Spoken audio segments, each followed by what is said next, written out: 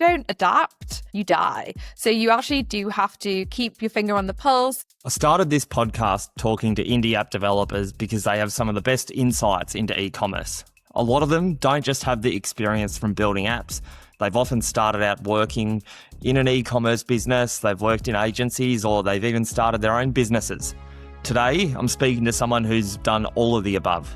Sylvie Wilson is one of the founders of Unicorn Cart, which started as an app on her own Shopify store.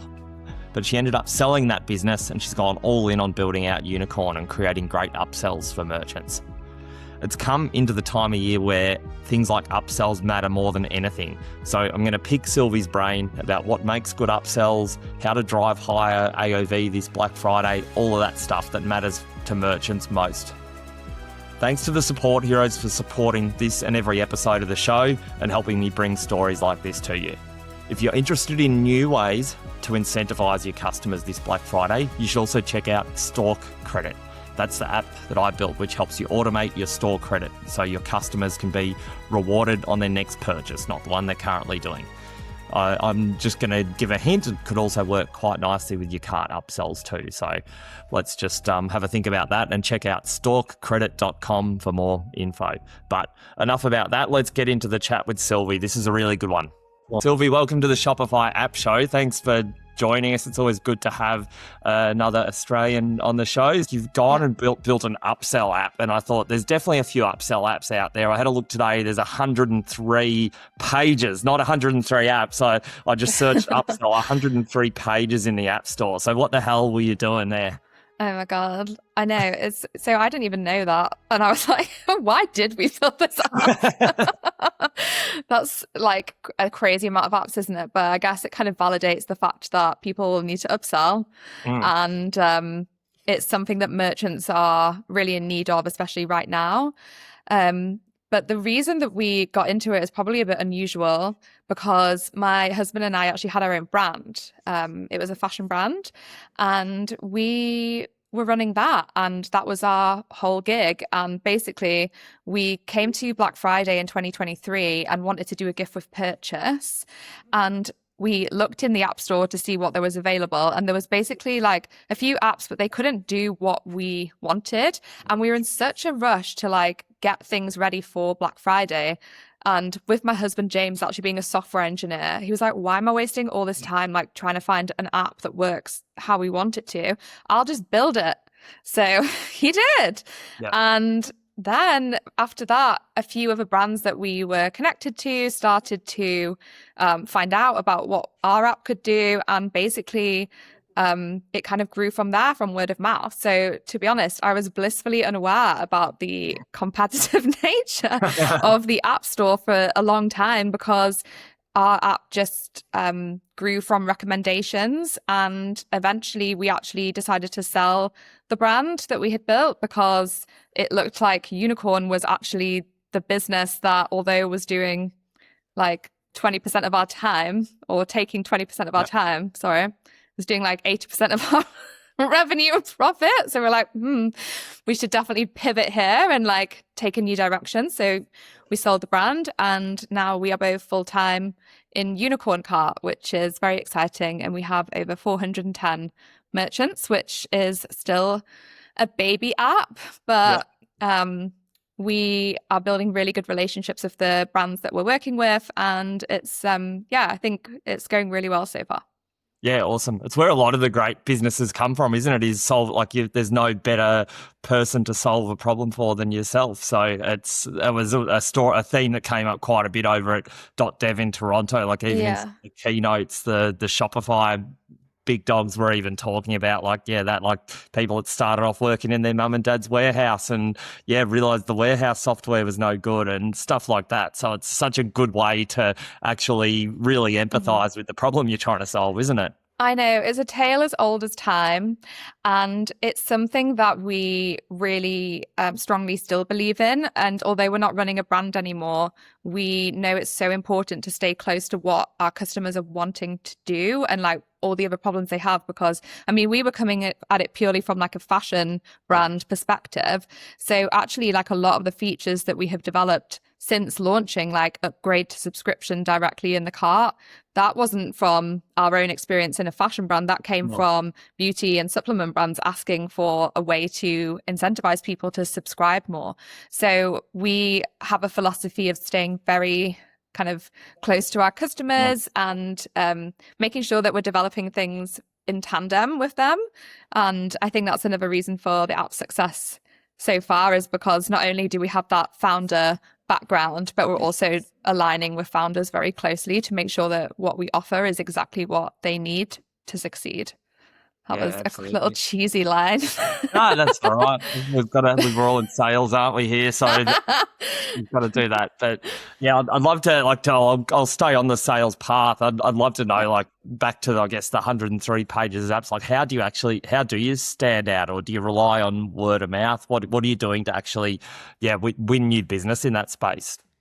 So, I mean, mainly has been word of mouth.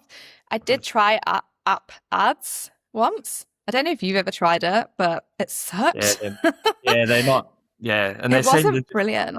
And like coming from having run ads on Meta, from being brand side, I was just like, oh my God, the functionality of this is really just so much like lower than I would have expected. And the targeting didn't seem great. And we did get installs, but then those people who would install, we noticed, then dropped off like quite quickly afterwards. And so I didn't feel like we had very high quality from ads, and kind of quickly realized we can't scale this the way that we did our e-commerce brand. Like, this is a completely different ball game. And actually, most of our growth has been from word of mouth and referrals through people that we've met, through our community.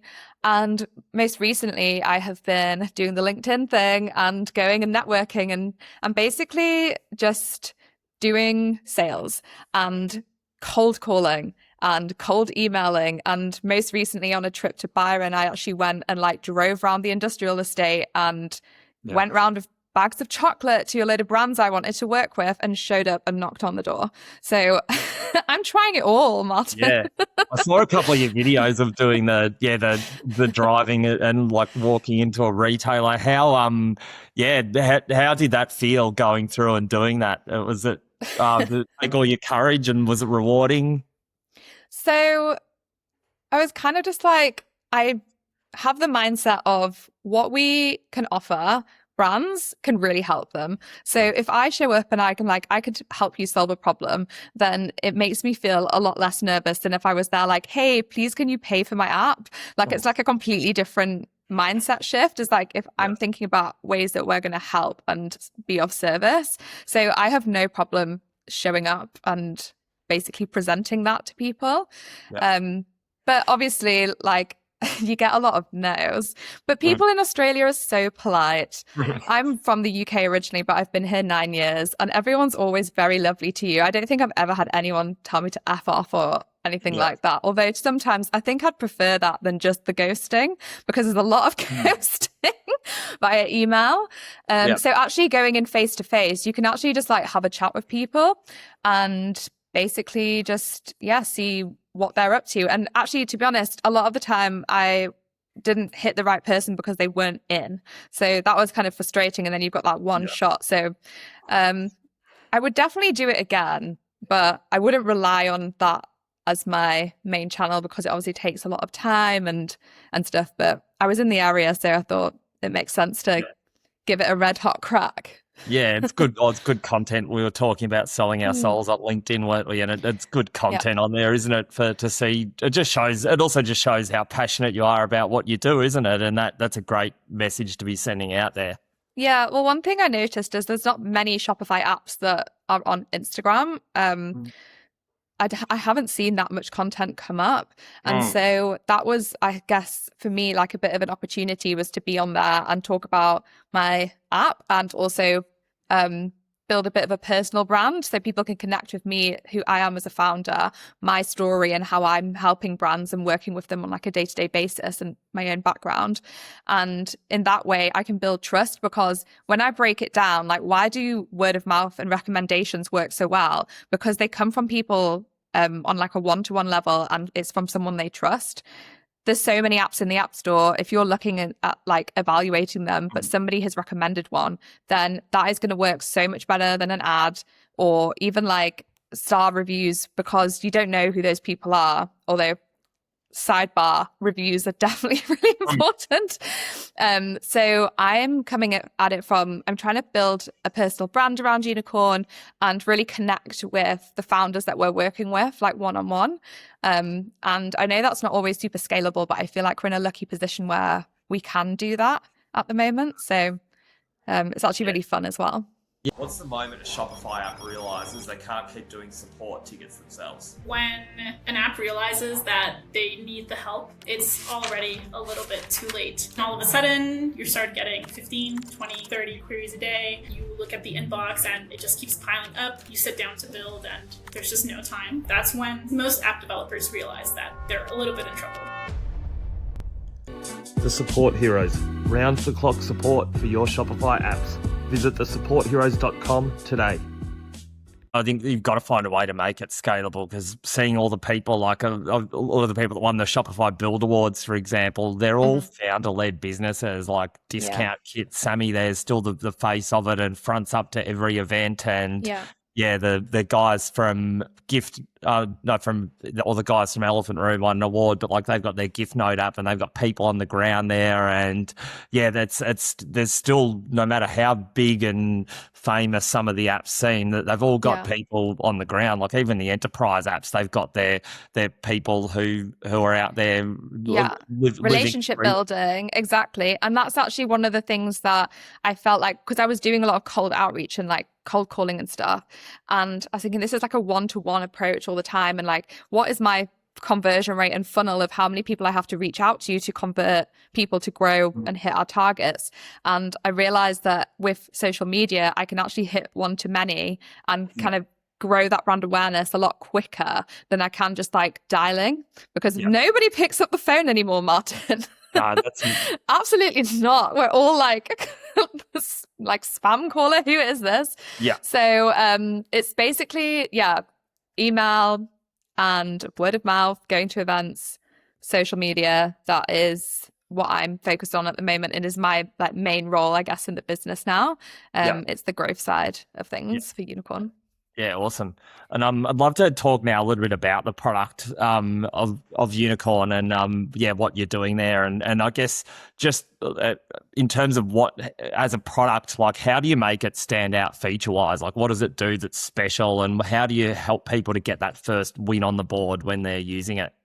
Yeah, so at its core, Unicorn is an advanced Shopify cart app. And within that, it has features to create upsells, cross-sells, gift with purchase, bulk discounts, and be able to add like one-tick upsells and stuff like that. So all the different tools and tricks that you can use to increase your average order value, help your conversion rate, and essentially increase revenue per visit, which is our North Star. So in our dashboard, we include revenue per visit as like a main metric that people can focus on. And then they can see what like they're doing, which is helping basically to achieve that goal. And different brands use it in different ways. Like I mentioned earlier, if you're a fashion brand, you're going to have slightly different product types to if you're a beauty or supplement brand, or if you have like 10,000 SKUs versus like a 5 SKU store, for example. There's going to be a few different strategies there. But essentially, everyone is trying to get people to add more items to basket and come back more regularly. So where we differentiate ourselves is the fact that Unicorn is so customizable, and it has very advanced targeting and customizable features. That means that you can set up offers exactly the way you want to, and it can also display the way that you want it to as well. One of the limitations that people have complained with other apps is that they feel like they look too much like a bolt-on, and that they look like an app on your theme, whereas ours is very native to the theme. So those were kind of like the main differentiators that we started off with. And then as the app's grown over time, there's all sorts of little features here and there that we've added on, which then add more complexity, add more differentiation. But if I went through all of them, the rest of this podcast would be a feature dump. So no, that's fine. It's no, but like I guess I'd like to sort of talk about the cart a little bit more actually, and just like I've seen too, like it's something that can easily become noisy. Like by the time you have your, you've got your checkout button, obviously is the thing you want people to click, but you also want them to add something else. You want them to be able to get clear information about pricing. People want their shipping rates in there. It's good trust to show the payment gateways as well. How do you help people juggle the real estate of cart there? It's a good point, because there have been times people have been like, my cart is not working. And then we've looked and they've basically added in so many blocks that it's actually impossible to see items. And that is because certain parts of the cart design are sticky, and to make sure that, for example, the checkout button is always visible, it's always above the fold, and then everything else is like scrollable, for example. But if you put everything in the sticky section, then it's all like, bit of a mess. So I think you do have to, as a merchant, if you're brand side, kind of think, what are the top priorities before you build a cart? Are your priorities to increase average order value, or are your priorities to increase your conversion rate? And if you have if one of them is more than the other, obviously everyone's like both, but there's always one thing that is like the sticking point. Then the recommendations for what to include for average order value might be slightly different to conversion rate. So for example, a conversion rate boosting thing in the cart would be, for example, a free shipping bar to let you know that you've had free shipping, or a limited stock count on items that are running low to kind of get people to cross over the line. Trust badges, like you mentioned, for accepted payments, that kind of thing. But for average order value, it might be that you want to add complementary items and make sure that you're surfacing a correct cross-sell for that person, and then having a free gift with purchase if they hit over a certain threshold of spend. So there's like slightly different things that you would try depending on what your main objective is as a business, and then you can use the cart as essentially like your offer engine in order to set that up and then and go with it. Yeah, awesome. And it actually, like, it varies even for different customer types, doesn't it? I think I understand this, that Unicorn actually lets you also create like different offers based on the customer type. So a first-time customer you don't want to bother them with 5 upsells, but someone who comes back regularly and is an ongoing customer, you might want to have a different type of offer for them. So you've got some tailored experiences for that. Is that right? Yes, that's correct. So you can target different customers by where they are in their journey, by their buyer intent, stuff like that. So you can really personalize the entire cart experience. And I think that is like one of the main reasons why it's so good, and adds to the complexity of the app as well. That's not something that you can just Claude code. It's really like very easy to set up in Unicorn, but has that complexity layer where it's giving people the best experience for their intent with the products they're looking at, for how often they've shopped with you. And as a brand, you can basically decide what you want to show to them. Really interestingly, actually, some data for all the nerds listening is we've had some brands run A/B tests recently within their cart, and they've discovered some really surprising results. So for example, it was yesterday, actually, that I was working with someone who was testing a free gift threshold. They had one free gift threshold in cart A at $120, and in cart B, they had it at $99. And actually, the cart where the free gift threshold was at $99, so you had to spend less to get the free gift, actually had a 64% higher AOV. How interesting is that? And when I dug into their product range, it looked like the reason why was because they had more products that were kind of in the range where it was attainable to hit $99 spend and get that free gift. So then people were just able to spend more and wanted to get to that threshold, whereas 120 was like slightly out of reach. But if they'd never A/B tested that and had kept their threshold at 120, which it had always previously been, they would never have seen that uplift. And so I think the thing is with cart and offers and how merchants interact with Unicorn anyway, is it's not a set and forget thing. Yeah. And if you are set and forget with your cart, then you're missing some huge opportunities to optimize your business. And that's where we really encourage brands to trial different things, especially when it's in this period now. Like, we're recording in August.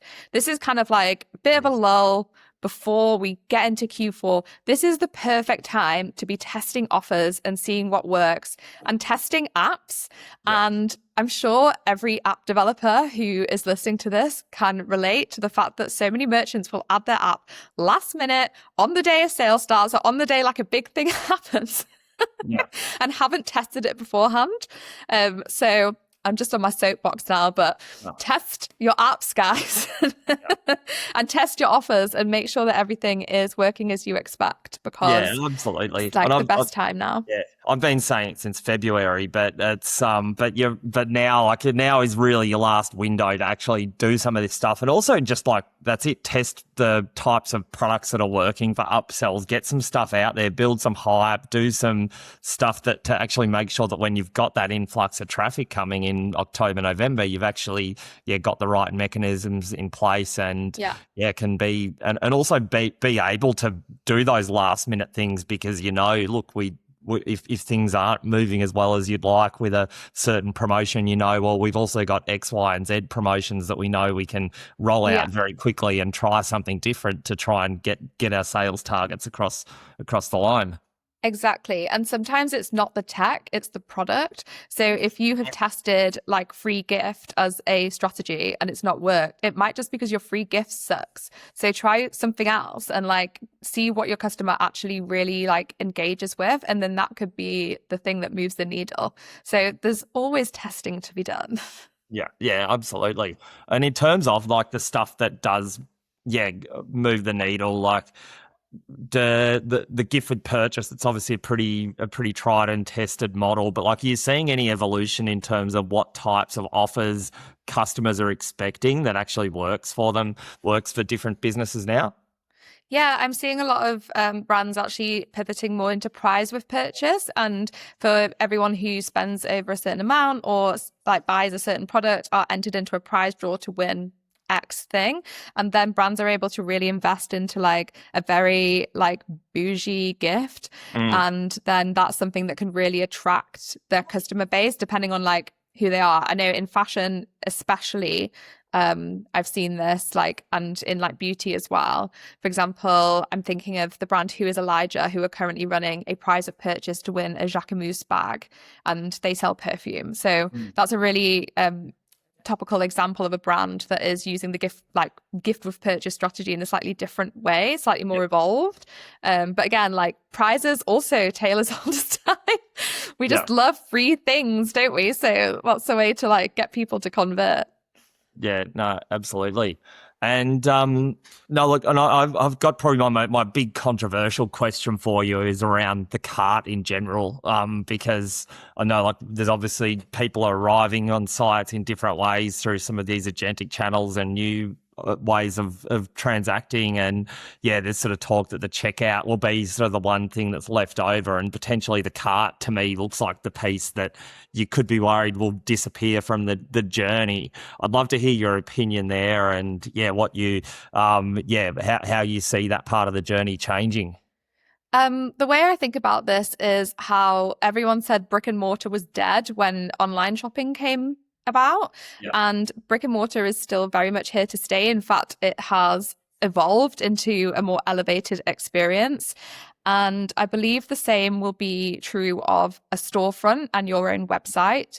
So yes, there is going to be an additional sales channel, which is agentic shopping, where people are going to get the agent to go and do the shopping on their behalf.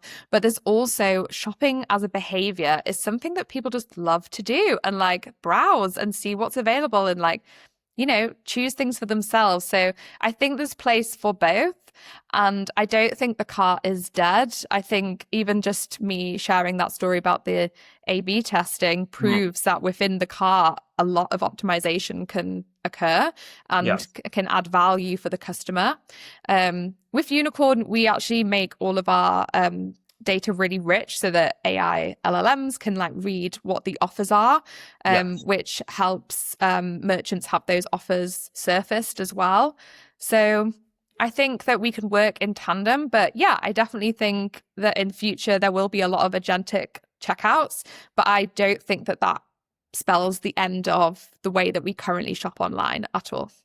Yeah, no, absolutely. It's interesting. There was some really interesting stuff that Shopify has been sort of announcing and demoing too, like where like even in a lot of the agentic stuff, you can actually tell where in the journey the checkout should start and what offers need to be in there and where I'm forgetting all the scientific terminology they use around it now, but like was this at .dev when you went? There was some really interesting stuff there about like where the intervention happens and like if you're selling a really basic product that someone could just buy, then you'd tell the agentic just to go straight through to the payment page. But if you if not, then you need to go to a product page or a card or whatever, you can tell it that as well. So it's quite amazing what's in there. I'm going to be really interested to see how that actually evolves over the next couple of years, because I think the technology is actually so far ahead of where the human behavior is at, and I think human behavior still has a long way to change. Like you say, people like to browse. People like to have stuff in their cart, whether it's a physical or an online cart, and it's going to be a really interesting thing to watch, isn't it? Totally. And I think as app developers and like businesses as a whole, if you don't adapt, you die. So you actually do have to keep your finger on the pulse and make sure that you're not like resting on your laurels and assuming like everything's going to be fine and be that dog in the blazing fire room emoji. So I think it's important to be aware of what's happening and adapt where you need to. But I don't see shopping going away. I think we all love it too much. Especially me. Maybe I'll be the last one standing.